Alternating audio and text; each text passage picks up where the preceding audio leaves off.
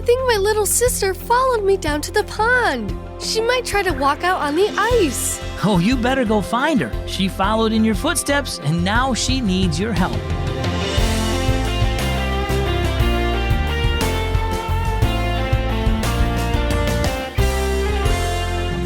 My name is Zach, and you're listening to Keys for Kids.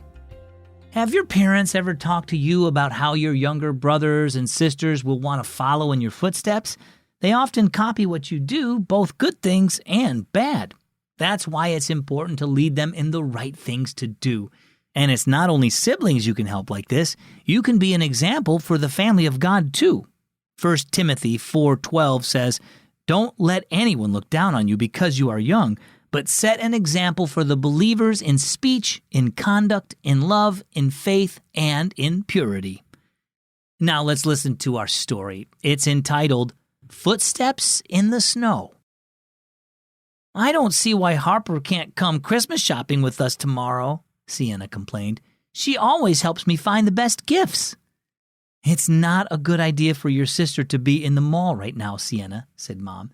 "She needs time to go through counseling and address why she feels the need to steal things."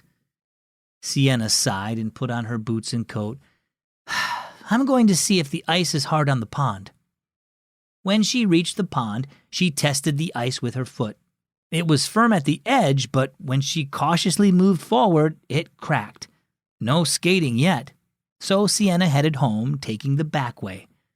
When Sienna reached the house, Mom came out. "Allie was playing out here, but I don't see her anywhere," she said with a worried look. "The pond," said Sienna. "Maybe she followed me."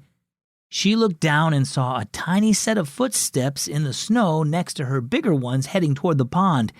She dashed down the hill as fast as she could. As she approached the pond, she saw her little sister step out onto the ice. It held at the edge, and Allie took another step. "No, Allie!" yelled Sienna, and Allie stopped. When Sienna reached her, she took her hand and led her off the ice. Mom met them at the top of the hill.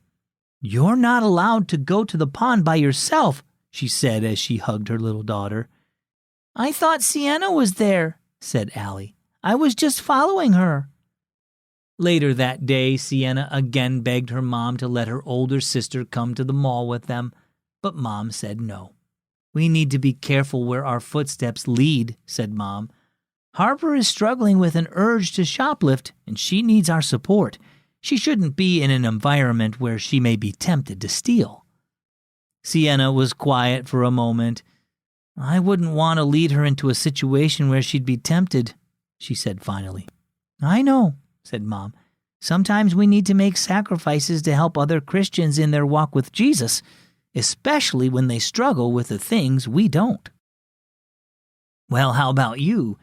Do you help other Christians who are struggling with sin? Are you careful where your footsteps might lead them?